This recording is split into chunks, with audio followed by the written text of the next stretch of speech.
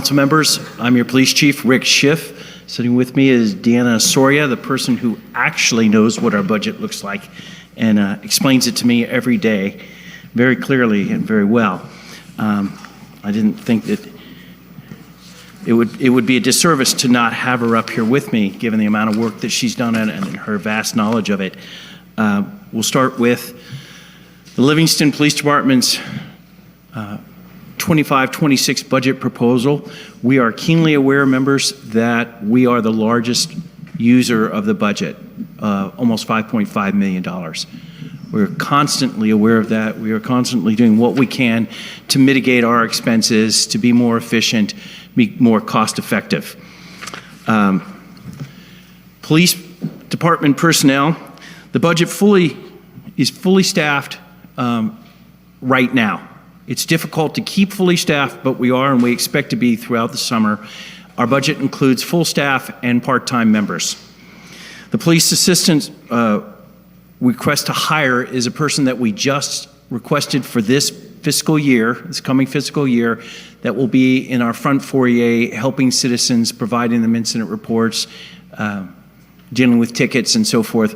The current situation has our dispatchers losing focus as to what they're doing and paying too much time at the window. So it's a 9 to 5 Monday through Friday position, and we're very grateful to fund, and we could absolutely use.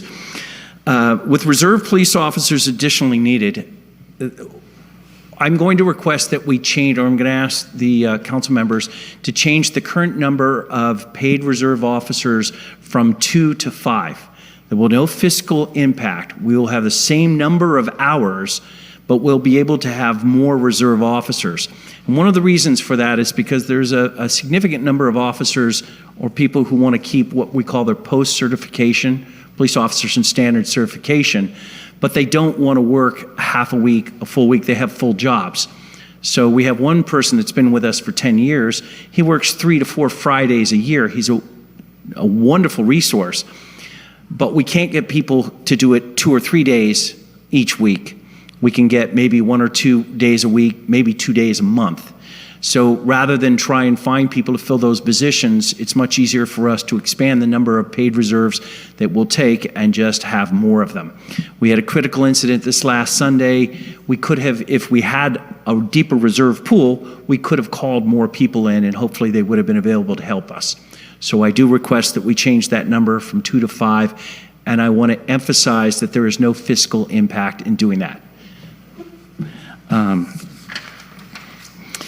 Merced County Health Grant, that's an example of one of the things that we do to try and mitigate the expenses. This is the school resource officer at Livingston Middle School and the 3 elementary schools. We pay, the grant pays, I believe, for the entire salary of the officer, and has for the last 10 years. It's almost fully funded right now, yes. Almost fully funded, and it's been ongoing for many, many years. The abandoned vehicle abatement is a grant. We have towed over 100. I think the maximum is. Oops, we went to flock. There we go. Okay. The flock camera system, it's the ability to push, to identify and recover stolen vehicles. It also identifies for us, it's a blanket, a Met blanket over the city for security. It tells us when people have come in the city, when they exit. So for burglars, any kind of crime, in addition to stolen cars, this helps us mark those people and locate them and arrest them. Once this system is well known, it also prevents crime. People just know that it's unlikely they're going to get away with it. The abandoned vehicle abatement program has been going on for a number of years. I believe it's a 10-year grant. And we're in our second 10-year. Yeah, so we're in our second year of a 10-year grant. We towed over 105 abandoned vehicles, derelict abandoned vehicles off the street in the last fiscal year. That's about average for us. You can see in this case, not only was it an abandoned vehicle, but it was being used for gang graffiti and so forth. The police radio project, we are at end of life for both our radio tower equipment, not the radio tower itself, but the equipment on the radio tower, and our personal handheld radios, as well as the radio in the cars. They are well over 10 years old. They are not encrypted, which means that they can be listened into by anybody. They can follow our tactics, know what our procedures are, know if we're approaching. And they also have very limited range, in addition to being end of life and falling apart, literally falling apart on us. The money for this project should be divided up. I believe we've divided it up between 3 CDF funds. So we are also pursuing grants to try and mitigate that expense. Motorola, the preferred supplier of radios, does have grants. So we're pursuing them as they become available. Annual police equipment projects tends to be the increase, the significant increase in our budget. For instance, the Axon tasers were on an old model. They are electric devices, kind of like your cell phone in the sense that they wear out over time. The battery life ends and they need to be replaced. They are at end of life, so we are upgrading on a lease project to go to the new Model 7. The range repairs, so for the last number of years, the range has not been properly upkept. The upkeep hasn't been done on it, so we are now bringing it back up to a standard, preventing the rust and painting it, cleaning it up and making it more usable. Remember that a number of the outside agencies do come and lease the equipment there for us, which goes into the general fund. Department training. For the last number of years, department training has not been what it should be. We should have more accident investigation tools among our officers, in other words, professionals that have been trained in advanced accident investigation. We've had a number of accidents recently where we had to outsource to the CHP because we simply weren't qualified to handle them. That's just a question. Our officers are competent enough. It's simply a question of providing them with the training. There's a number of officer survival training that hasn't been done that should have been done. And also, we've had several critical incidences involving barricaded suspects in their houses. That is a very specific training, and it is a perishable skill. If an officer isn't constantly training to deal with people with mental health issues, they are not going to be as effective. So we have training on June 11th and June 25th already scheduled to start in on that training to advance their knowledge and their experience. Flock cameras, I believe, and bulletproof vests is a matching grant. So it's obviously an officer safety requirement. It's not something that we can get beyond. Also, bullet-resistant vests are timed out.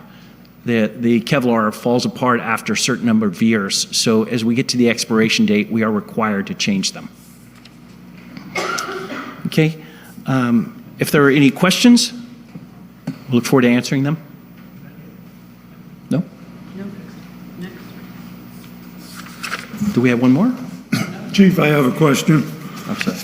The insurance cost, if I read it right, went up 30,000 more for the year 25, 26, if I read that right in the budget. And your rent leases went from 106,000 to 201, if I went through the budget right. And I know a big part of your police department increase is PERS, which I had a long talk with RC over that. That went up for every department.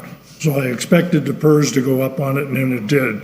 But I had the rent leases stuck out, the insurance costs, and then it goes back before your time. In 23, 24, there were no impact fees, but this year for 25, 26, you got 220,000. So I'm just wondering can you tell us more about the impact fees and why the insurance went up 30K? You got the expert right there. I'm going to abdicate to the expert on that, but I can say that the rent fees include equipment that. Yes, so the insurance cost, that's built in by GovInvest, so it's just an automatic number. We don't input that particular number. It's built in by the software that is within Springbrook from our RMA, from our insurance company. Okay. The rents and leases, the significant increases there are, we did request the additional flock cameras. In fact, there's an additional 10 flock cameras within that particular line item, as are the tasers. The taser project is in that particular line item as well. So the rents and leases covers all of the flock cameras. By the end of next fiscal, we will have 28 cameras covering the city. Currently, we have 18, so we're just requesting the additional 10.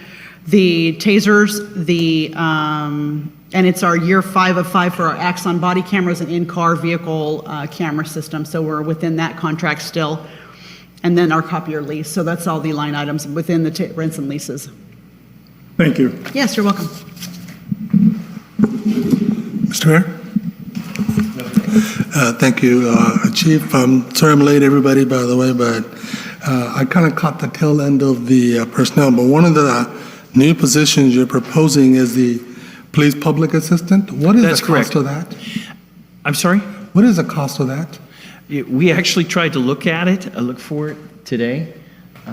It went into the budget, and it was done. Unfortunately, the person that could have answered that question for us is sick today. The person who figured out what that cost was our Human Resources Director. We can get back to you on that. Yeah, but we can get back on that number. Yeah, because that's, and then also, It's not a particularly high-paying job. yeah, I understand. That's not, I'm just asking a simple question because I couldn't find, because I see the total increase in the overall budget from the previous year, but it doesn't break down what the position is. Right. And and also I noticed that, and this is part of the regular item on, looks like you own the consent calendar tonight, as far as purchases and everything. And most of this money came from salaries not used. Just what is that savings all of a sudden we have if we didn't use? Well, can somebody explain that to me? Let's wait till that item comes up, let's focus on the 25-26 budget so we can get that done. Yeah, but because that, well, it kind of goes along with, because I'm trying to get the grasp of the overall budget. So I'm just trying to figure out where was that savings from, and if we had that savings, yeah, our budget reflects even higher. So I'm just trying to figure out if we had that money we didn't use, why is it still here? You know, and I'm just trying to understand this. That's all. I'm not. Well, let me try and let's see if I'm getting close. When I first came here, we were understaffed by 2 or 3 officers. We terminated an officer. We wound up being short a sergeant. So pretty quickly, or let's say we were not using our full budget. As compared to this fiscal year, where we'll have full staffing, all the positions filled, there won't be any extra money left in our budget. But over this last year, because we were short officers and because it takes us so long to do the background, and dispatchers as well, I'm sorry. So it's a combination of officers and dispatchers. We do the same background for both. It takes a long time to do it. So even just to fill a position would take 3 months. Yeah, and then That's what left the surplus. if I can get, what was the salaries not used from the previous fiscal year, and what the impact is going to be, with full funded personnel-wise. Can I also get that number, please? Yeah, the salaries that we're not using, what, the reason for it from last year? Yeah, and the amount, the total amount, and, I just need to, I'm just trying to get the overall picture of. Yeah, we also, the chief of police position wasn't filled until October, so there was a 4-month period there as well. I know we had an interim chief of police, but there was another position. Oh, I'm sorry. When the interim police, the lieutenant was the interim police, so his salary wasn't being paid. So one of our salaries, either his or mine, wasn't being paid for that period of time. Got it. We can get that number for you.